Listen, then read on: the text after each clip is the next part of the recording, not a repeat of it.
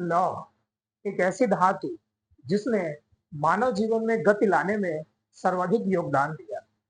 अपने आरंभिक समय में इसने जिस क्षेत्र को सर्वाधिक प्रभावित किया वह था युद्ध और कृषि। युद्ध के क्षेत्र में इसने न केवल तीव्रता को बढ़ा दिया बल्कि युद्धों को ज्यादा निर्णायक भी बना दिया। इसी तरह कृषि के क्षेत्र में हम देखते हैं कि इसने गहन कृषि को उत्पन्न किया जिससे बड़े पैमाने पर यानी कि उत्पादन की मात्रा में बड़े परिवर्तन हुए। इन सभी कारणों से हम देखते हैं कि छठी शताब्दी ईसा पूर्व में यानी कि बुद्ध के समय द्वितीय नगरीकरण का आधार तैयार हुआ। नमस्कार दोस्तों, मैं अनुपम त्रिपाठी स्वागत करता हूं आपका शिखर आईएएस क्लासेस के अपने इस प्लेटफॉर्म पे। अपनी संपूर्ण इतिहास की श्रृंखला में आज क्लास 7 के अंतर्गत हमारा जो टॉपिक है यह है लौह युगीन संस्कृति। तो चलिए अपनी श्रृंखला में आगे बढ़ते हैं। लौह युगीन संस्कृति से सामान्य रूप से जो अभिप्राय है वह यह है कि लोहे की जो धातु थी इससे बने हुए उपकरणों,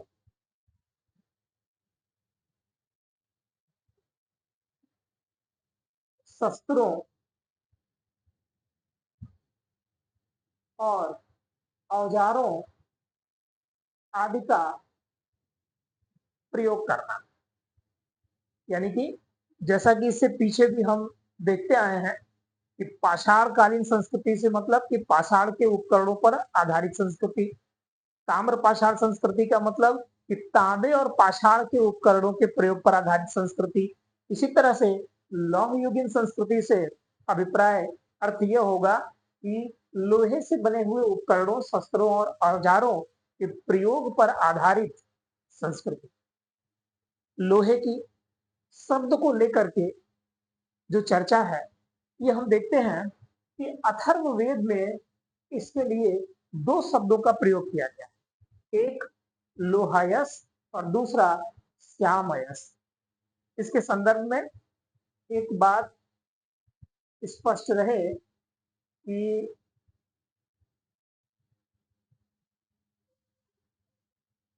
लोहायस शब्द से जो अभिप्राय है वह है तांबे से। इसी प्रकार श्याम अयस जो शब्द है उसी का अर्थ लोहे से लिया गया है। यानी लोहे के लिए प्राचीन काल में, वैदिक काल में जो शब्द आया है वह है श्यामयस, और लोहे से मिलता जुलता जो शब्द है लोहायस, इसका जो अभिप्राय था वह था तांबा। तो इस तरह लोहे की संस्कृति यानी लोहे के प्रयोग पर आधारित जो संस्कृति है इसी के आधार पर इसका नामकरण हुआ। और अगर इसके कालक्रम को हम देखने का प्रयास करें तो हम ये देखते हैं कि वैश्विक स्तर पर हम इसे दो भागों में बांट कर देखेंगे, एक वैश्विक स्तर पर और एक भारत के स्तर पर। वैश्विक स्तर पे जब हम देखते हैं तो लोहे का जो प्रयोग है सामान्य रूप में करीब करीब 1300 बीसी यानी 1300 ईसा पूर्व के आसपास हमें दिखाई देता है। हालांकि इसकी कुछ एक प्रयोग इससे और पहले के भी दिखते हैं। जैसे हम बात करें एशिया माइनर की, जो कि तुर्की के आसपास का क्षेत्र है, तो करीब करीब 1800 बीसी के आसपास वहां पर लोहे का प्रयोग एक हित्ती नामक जो जनजाति थी उसके द्वारा इसका प्रयोग किया जाता था। इसी तरीके से आगे चल करके ईरान यानी जो फारस बाद में हुआ, वहां के जो शासक थे, हाखामनी शासक थे, उनके द्वारा भी लोहे का प्रयोग किया जा रहा था। इस तरह से वैश्विक उपस्थिति को हम 1300 बीसी से जोड़ सकते हैं। वहीं भारत के संदर्भ में अब तक जो खोजें हुई हैं उससे यह बातें स्पष्ट हुई हैं कि करीब करीब 1000 बीसी में पहली बार भारत में इसका प्रयोग हमें दिखना आरंभ होता है। यानी कि जब उत्तर वैदिक काल की शुरुआत हो रही है ऋग वैदिक काल समाप्त हो रहा है, उस समय लोहे का आरंभ भारत में हो रहा है। इस संदर्भ में जो पहला बड़ा साक्ष्य हमको मिला है वह है अतरंजी खेड़ा से, जो कि हमारे उत्तर प्रदेश के एटा जनपद में पड़ता है। और अभी तक करीब 700 से ज्यादा स्थलों की खोज भारत में लोहे के संदर्भ में हो चुका है। तो 700 स्थल एक बड़ी संख्या है और इन सभी स्थलों की जो अवस्थिति है, ये हम देखेंगे कि भारतीय उपमहाद्वीप के विभिन्न क्षेत्रों में, पश्चिम के भी क्षेत्र हैं, मध्य के भी क्षेत्र हैं, पूर्वी भारत के भी क्षेत्र हैं और दक्षिण भारत के भी क्षेत्र हैं। अगर इसको हम एक मैप के माध्यम से देखने का प्रयास करें तो हमें चीजें और स्पष्ट होंगी। इस मैप में ये तो पूरे पैन इंडिया में इसे दर्शाने का प्रयास किया गया है, जहां पे अगर कुछ स्थलों की हम बात करें जो कि आगे चल करके बड़े केंद्र यानी शहरों के रूप में भी विकसित होते हैं, तो उन्हें हम चिराग, महगरा, कोल्डी हवा, बुर्जहोम, मेहरगढ़, भीमबेटका, इसी तरह से दक्षिण भारत में हम देख रहे हैं इनाम गांव, हल्लूर, ब्रह्मगिरी, पयमपल्ली आदि क्षेत्र। इसी तरह अगर गंगा घाटी के क्षेत्रों की बात किया जाए तो हम देखेंगे कि आलमगीरपुर, इसी प्रकार हस्तिनापुर, अहिक्षत्र, अतरंजी खेड़ा, जखेड़ा, नोह, राजा नल का टीला, चिराग, और थोड़ा और आगे जाएं बंगाल की खाड़ी की तरफ तो वहां हम देखेंगे कि राजपुर परसू भी एक स्थान है। ये सब कुछ प्रमुख स्थल हैं और पूरे भारत में इनकी स्थिति है। छोटे छोटे केंद्र थे ये, जहां से हमको लोहे के साक्ष्य प्राप्त हुए। अब इन स्थलों में कुछ महत्वपूर्ण स्थलों को अगर लोकेट किया जाए और उसको लेकर चर्चा किया जाए तो हम क्या स्थिति देखते हैं।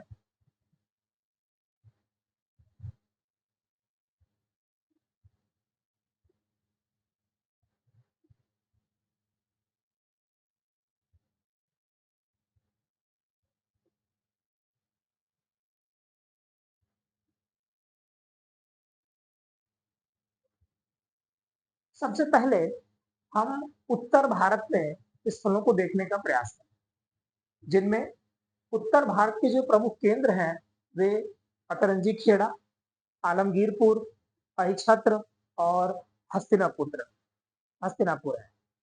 इनमें विशेष तौर पे दो स्थलों की ज्यादा चर्चा है और वो है आलमगीरपुर और अहिछत्र, क्योंकि इन दोनों स्थलों की व्यापक खुदाई हुई है और इनके जो सामग्रियां हैं वह जारी भी किए गए हैं, प्रकाशित किए गए हैं, जिससे हम ये देखते हैं कि लोहे की संस्कृति के संदर्भ में पर्याप्त साक्ष्य ये दो स्थल हमें प्राप्त कराते हैं।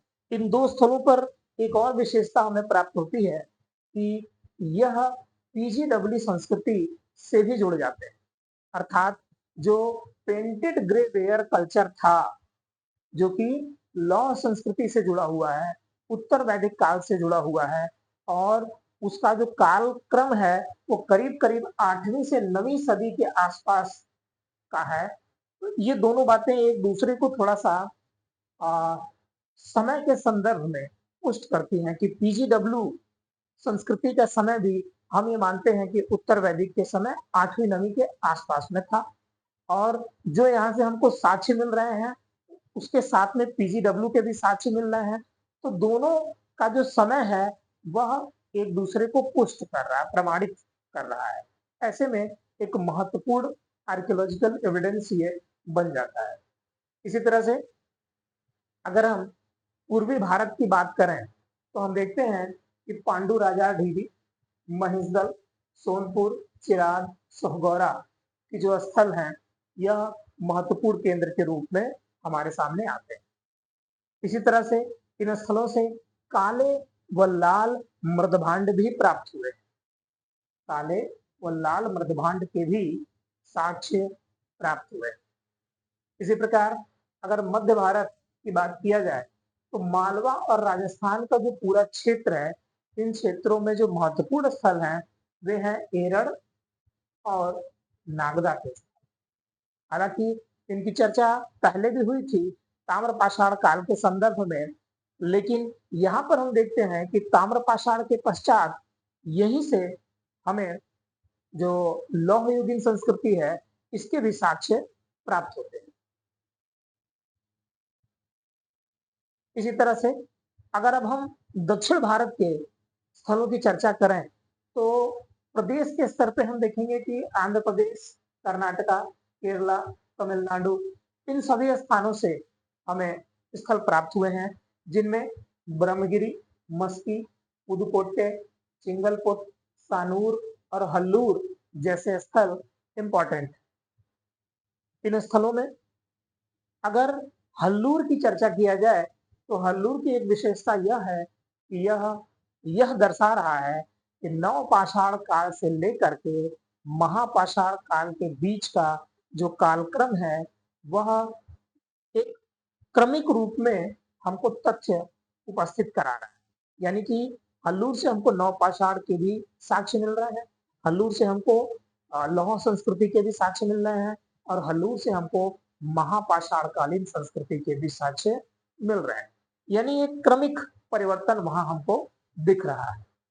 ऐसे में ये सभी कुछ महत्वपूर्ण स्थल थे और इन स्थलों से मिले जो सामग्रियां थी और जो अन्य तथ्य हमें प्राप्त हुए, इनके आधार पर अगर कुछ विशेषताओं को निकाला जाए और उनकी चर्चा किया जाए तो हम क्या कह सकते हैं कि लौह संस्कृति का जो आरंभ है हम देख रहे हैं कि तांबे के बाद हुआ।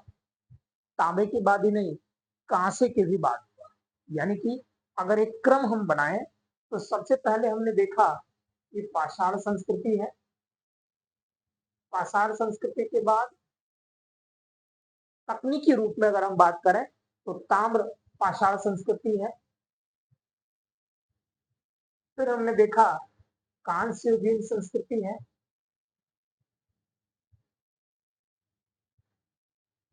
जिसमें हम हड़प्पा को रखते हैं और इसके पश्चात लौह युगीन संस्कृति आती है।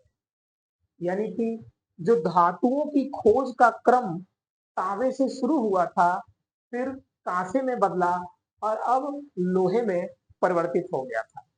लेकिन इन दोनों ही समय में मानव ने विकास किया, कुछ नए आधार स्तंभ स्थापित किए, लेकिन लोहे की खोज के बाद का जो जीवन है वह पूरी तरह से परिवर्तित हो गया। और क्यों, इसको हम यहां समझने का प्रयास करें। लोहे की सबसे बड़ी जो विशेषता है वह है उसकी कठोरता। क्योंकि अगर तुलनात्मक रूप में हम देखें तो कांसा और तांबा लोहे की तुलना में सॉफ्ट है और मनुष्य जीवन में, मानव जीवन में ऐसे उसके बहुत सारे कार्य हैं जिसमें उसे कठोर धातुओं की आवश्यकता पड़ रही है। जैसे अगर इसकी आरंभिक उपयोगिता की बात करें तो आरंभ में मानव ने लोहे का जो प्रयोग है वह युद्ध के लिए किया। युद्ध में चाहे वो तलवार बनाने हो, यानी कि जो अस्त्र शस्त्र वो बना रहा था, इसमें हम देख रहे हैं कि तलवार है, भाला है, तीर है इत्यादि। जिस भी प्रकार के अस्त्र शस्त्र का वो प्रयोग कर रहा है, इनकी कठोरता ज्यादा होने से अब जो युद्ध है वो ज्यादा तीव्र हो गए, ज्यादा निर्णायक हो गए। पहले के युद्ध लंबे चलते थे क्योंकि मृत्यु होती नहीं थी, ऐसे में पुनः संघर्ष की स्थिति बनी रहती थी। लेकिन लोहे की जो कठोरता थी, जो उसकी शार्पनेस है, तीव्रता है, उतनी ज्यादा थी कि उससे मारने के पश्चात, यानी उसके बने तलवार से अगर आप किसी को मार रहे हैं तो तुरंत मृत्यु होने की पूरी संभावना है। ऐसे में युद्ध निर्णायक होने लगे और आरंभ में मानव ने इसका प्रयोग युद्ध में ही किया है। इसके बाद उसने कृषि में भी इसका प्रयोग किया और कृषि के संदर्भ में जब हम देखते हैं कि क्या उपकरण वो बना रहा है, तो हम देखेंगे कि हल एक महत्वपूर्ण पहलू था। इसी तरह से कुल्हाड़ी लकड़ी को काटने में सर्वाधिक इंपॉर्टेंट कुल्हाड़ी रहता है और जुताई के लिए यानी कृषि के लिए हमको हल की आवश्यकता होती है। हल में जो फाल बनाए जाते हैं वो अगर लोहे के होंगे तो जुताई ज्यादा गहरी होती है, ज्यादा गहन होता है। अगर जुताई गहन होगा तो जो फसल होगी वह ज्यादा होगी, अच्छी होगी और उत्पादन की जो मात्रा होगी वह बड़ी होगी। अगर उत्पादन की मात्रा ज्यादा होगी तो उसका परिणाम ये होगा कि अतिरिक्त उत्पादन होगा, यानी कि कुछ लोगों के द्वारा कृषि में इतना कार्य कर लिया जाएगा कि वो अपने और अपने पर निर्भर अन्य लोगों का अन्न भी उत्पादित कर लेंगे। इससे लाभ यह होगा कि जो दूसरे लोग हैं जो कृषि कार्य नहीं कर रहे हैं वे उनका भोजन सुरक्षित रहेगा और वो दूसरे कार्यों में अपने आप को जोड़ पाएंगे। यही से हम देखते हैं कि व्यापार की भी शुरुआत होने लगती है। क्यों? क्योंकि हमारे पास अब एक वैसा वर्ग आ गया है कि जिसको भोजन की असुरक्षा की चिंता, भोजन की चिंता नहीं है, भोजन की असुरक्षा खत्म हो चुकी है। अब अगर व्यापार बढ़ रहा है तो फिर धीरे धीरे इन्हीं में से कुछ लोग आएंगे जो शिल्प का भी कार्य करेंगे, तो विभिन्न प्रकार की जो शिल्पकारी है उसका भी विकास होना शुरू हो जाएगा। अगर शिल्पों का विकास होगा, व्यापार बढ़ रहा है, इससे क्या होगा, समाज में एक वर्गीकरण भी आएगा, जो जनसंख्या है उसमें वृद्धि भी होगी, यानी कि जनसंख्या वृद्धि क्यों? क्योंकि खाद्य सुरक्षा की स्थिति है और जनसंख्या के पास पर्याप्त कार्य के अवसर हैं। इससे क्या होगा, समाज में एक वर्गीकरण भी बढ़ेगा, यानी कि जो सामाजिक वर्गीकरण है यह भी उत्पन्न होगा, जिसे आप आगे चल करके वर्ण व्यवस्था से भी जोड़ सकते हैं, जो कि और आगे चलकर जाति व्यवस्था में परिवर्तित हो जाती है। तो ये सारे जो पहलू हैं वे हमें एक ऐसी स्थिति की ओर ले जा रहे हैं जिसमें जीवन स्थायी हो रहा है, यानी कि जो ग्रामीण जीवन था, ग्रामीण जीवन है इसमें स्थायित्व आ गया है। साथ में संपन्नता भी आ गई है।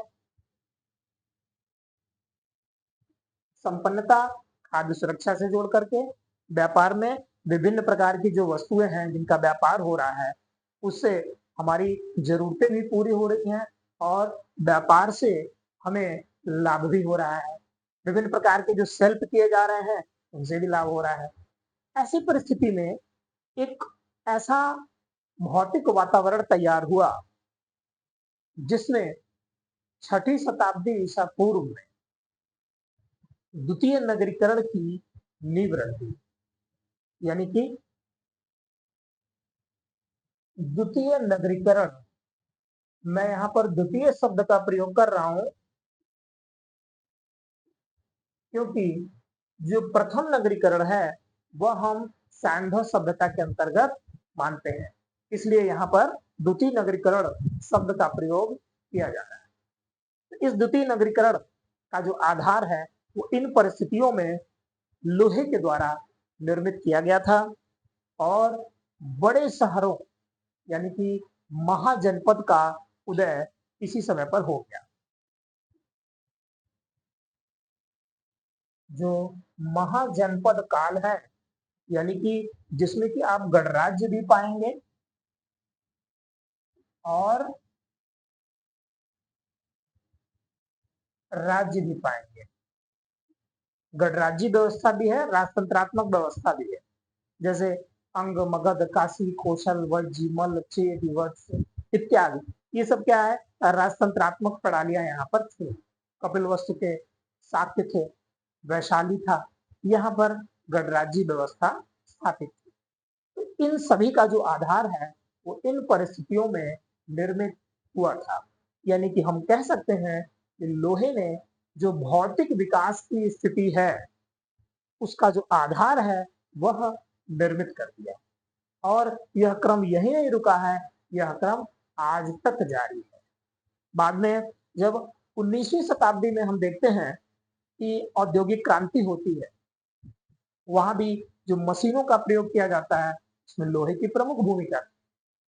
ऐसे में लोहा इस समय से शुरू होकर यानी 1000 बीसी में अपने उद्भव से शुरू होकर 20वीं शताब्दी तक, यानी अब तो हम सूचना प्रौद्योगिकी के युग में पहुंच गए हैं।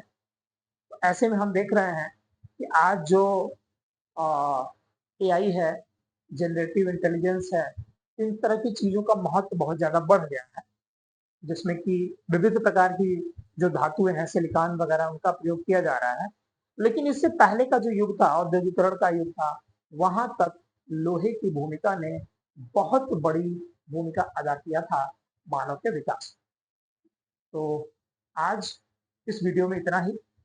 मिलते हैं अपने नए वीडियो में।